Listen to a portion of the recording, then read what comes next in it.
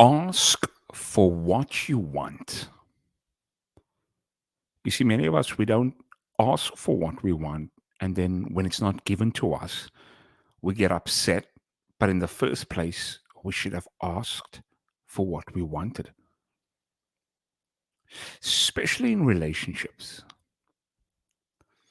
I fell into this trap, as an empath. And I'm not blaming being empaths, but empaths typically have this trait of where we put other people's feelings in front of ours, and therefore we don't ask for what we want because we're afraid of either A, confrontation, or B, rejection.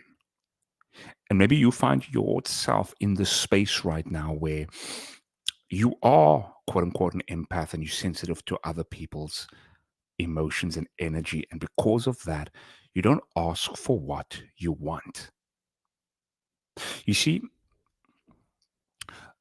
a couple of things happen when you ask for what you want. Let's take in a relationship, whether it's romantic or whether it is family or friends. When you ask for what you want, one of two things can either happen. The person can either gaslight you and say, "You asking? Why are you so needy?" That's the one alternative. That's the one option. The other option is where the person is mature enough to take the feedback and see both sides and work with you in terms of, is what you're asking for something that they can handle or not. Either way, when you ask for what you want, it sifts out, similar to baking, it sifts out who's actually really there for you, who's there willing to go through this process and stick it out with you, or who's only with you for the good times, who's only with you when things are not rocky or when things go bad. My encouragement to you today, the message here is to ask for what you want. Of course, let's not ask for ridiculous things that cannot be accomplished, things that's just out of the norm. But you know what I'm talking about. So, example, if you want more communication with people, ask for that. If you see something in the relationship that you feel like, let's say, for example, you text someone, right? And that person doesn't text back immediately or in a couple of hours, but they typically take days to respond back. And to you, that's almost like that's a red flag to you, but now you all of a sudden a little bit afraid to confront and kind of ask, say, hey, you know what? Should I ask this person? Should I let this person know this is how I'm feeling? You see, if you don't do that, whatever you do becomes a precedent, becomes a norm. The, the other person's going to think, okay, it's okay for me to text them back days after they've texted me. However, if you nip it in the bud, you might come across as needy.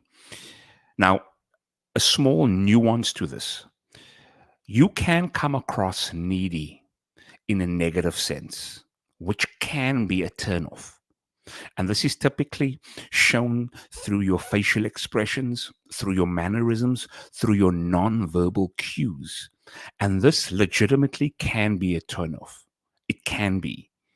So when asking for what you want, there's also a method on how you do that without really genuinely coming across as energy draining. And you know what I mean? So, point of the video, ask for what you want in a way that doesn't come across as needy, but comes across as firm, comes across as, I wouldn't say blunt, but candid. Um, I wouldn't say emotionless, but leave the drama out of it. Let's not be too dramatic when you ask for what you want. I'm beating the dead horse here. You get what I mean. Otherwise, remember, ask for what you want, because if you don't, you won't get it. Make sure you do that starting now. You may have failed in the past, But from now onwards, moving forward in every relationship you encounter, ask for what you want. If you haven't already, make sure to describe. If you want to work one on one and get more closer, click the link in the description. And until next time, remember, know that we are here not just to survive, but we are here to thrive. And until next time, peace.